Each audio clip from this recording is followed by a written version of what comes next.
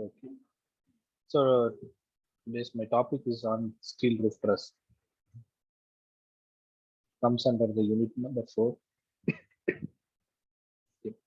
So generally we have to discuss on the truss number. So what is truss and where it was used. Um, so like that we have to see in the upcoming slide. So introduction about the steel truss. Then what are the numbers available in the parts, that is components available in the steel truss. Then how to find out this number codes. What are the materials that are made for roof truss. So those details can be elaborately seen through this unit. Introduction about the uh, steel roof truss. So steel roof truss are generally used for the industrial building. So that is high rise, that is industrial building which are having the um, height is more than the 10 feet. So it will be go for the steel roof structures. So then uh, commercial building, it also available in a steel roof truss. So likewise the roofing can be used for this the following categories. So industrial building are the low-rise structures categorized their low height, lack of interior floors, wall partition.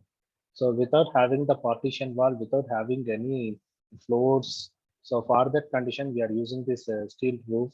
So roofing system for such a building is truss with roof covering materials. So trusses are the triangle formation of steel section in which the members are subjected essential to axial force due to the external applying load. So steel truss are generally made up of two materials. One is timber and another one is steel.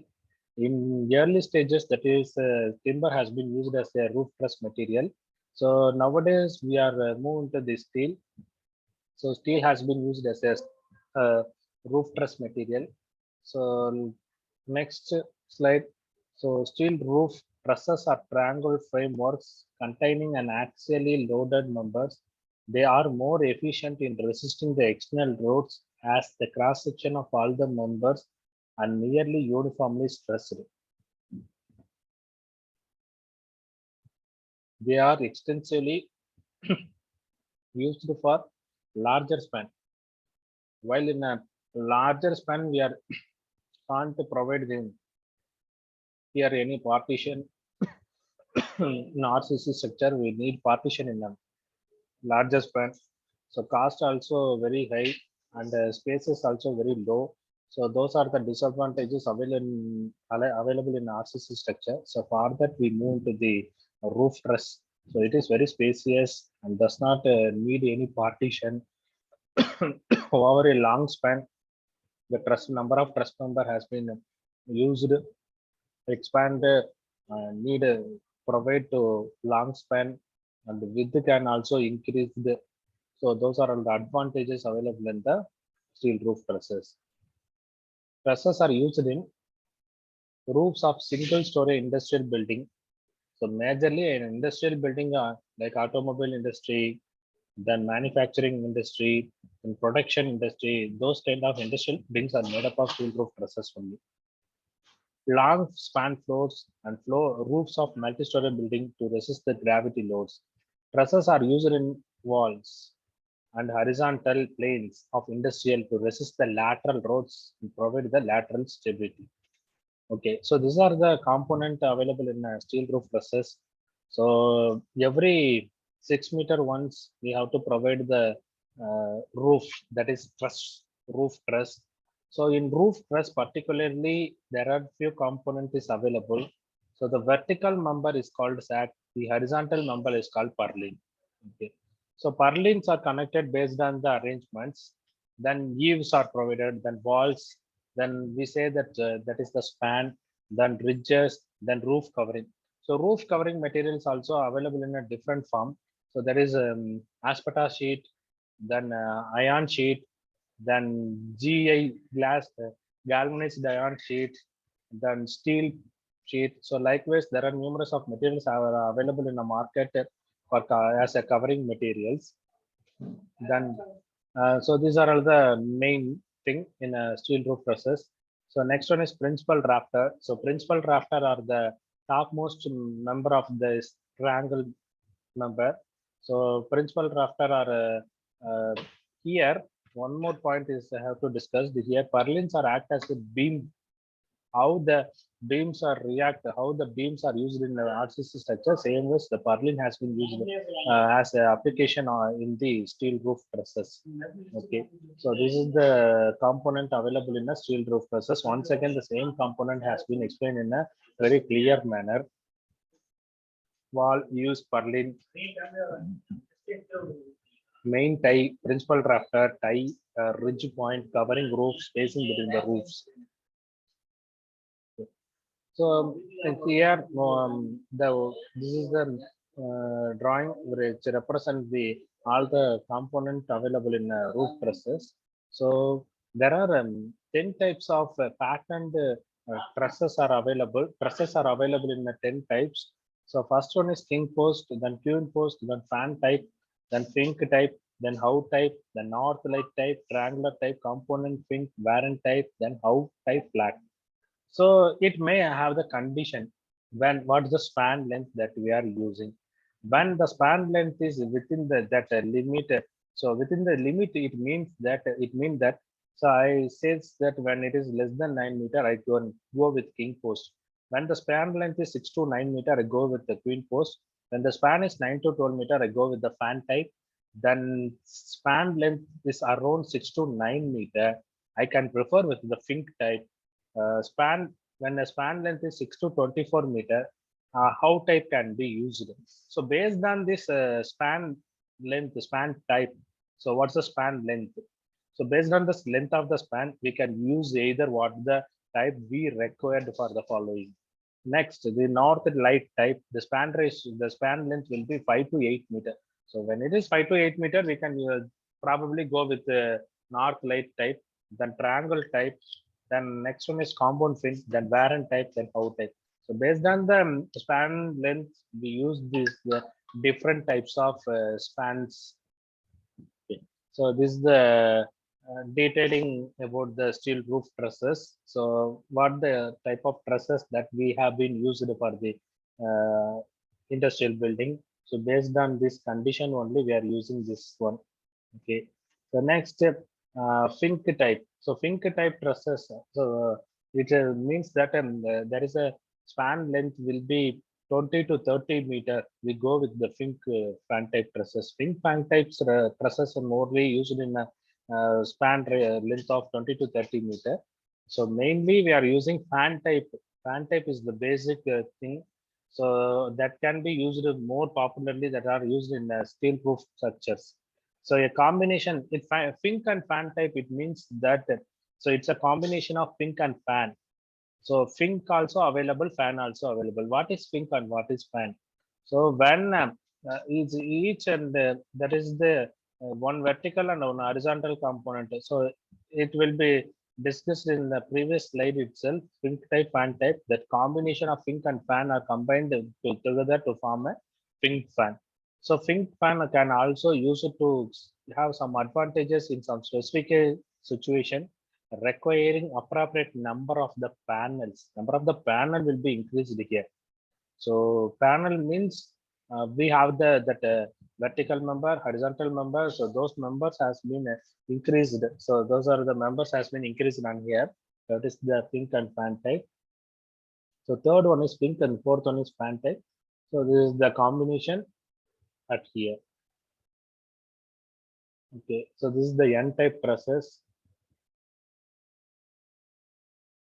Variant type. Again, N type. So this is also an industrial structure. Okay. So likewise, trusses has been used for the used in industrial building. So in here, what is purlin? So this is the second component. So this second component will explain more. So that is the purlin.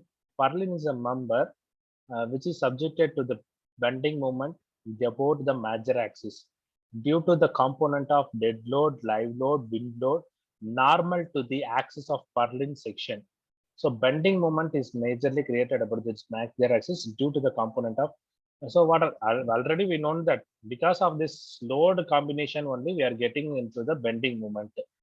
So bending moment will react because of this load combination, that load, live load, wind load. One of the main factor to be considered in purlin, that is steel roof trusses, is the wind load.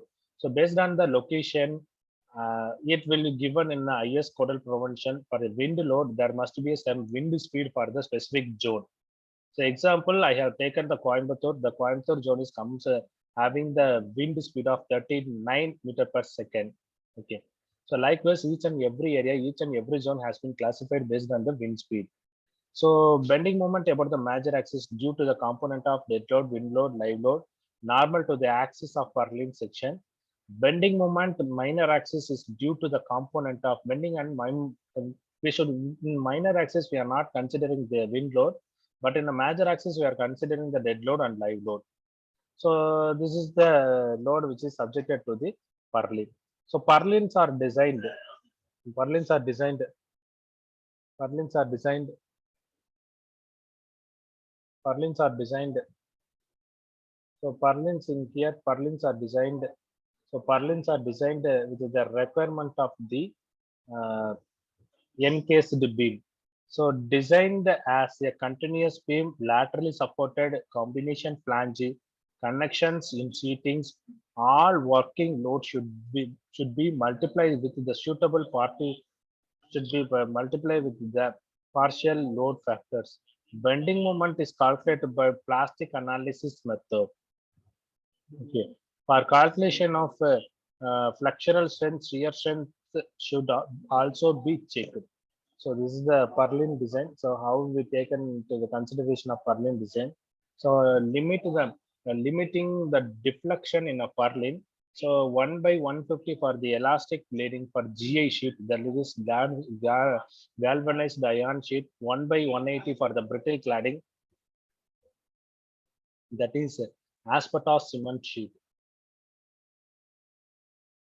Then purlin, how the spacing will be given, the type of steel section.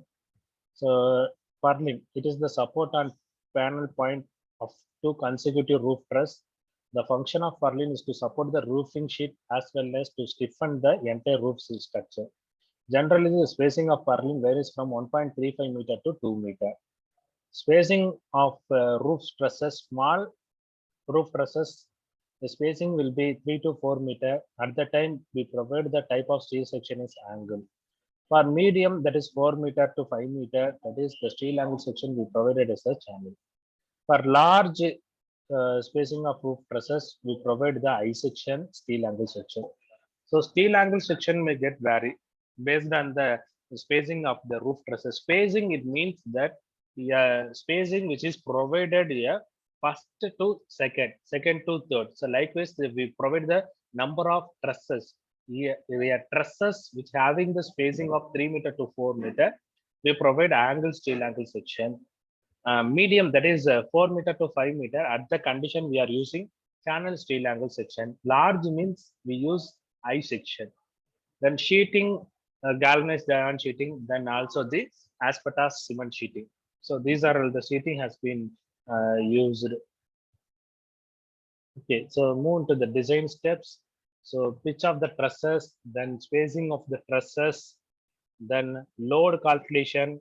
So load calculation in here, the main one of the main component to be, we have to notice that for the galvanized iron sheet, we have to keep the dead load as 100 to 150 Newton per meter square. For asbestos sheet, 170 to 200 Newton per meter square. Then for purlin, 100 to 120 Newton per meter square. So the load combination will be live load, dead load, dead load, live load, dead load, live load plus wind load. Okay. So the next one is live load calculation, then wind load. So wind load which plays a major role because in IS 875 part 3, the wind load will be calculated with having the probability factor, what type of terrain, then structure or structure's height, then topographic factor, then basic wind speed. So already in the previous slide, I discussed that basic wind speed is changed based on the location. So it also given in the IS 875. Then from K1, you take it as a at the what edge of the building. That is when it is 50, we take the K1 values as 1, terrain 0.8, topography 0.1. So those are all the factors has been considered for the this one. Then load combination for the individual surfaces, then internal coefficient CPI. So that's all. Okay, thank you for the valuable time spending with my lecturer.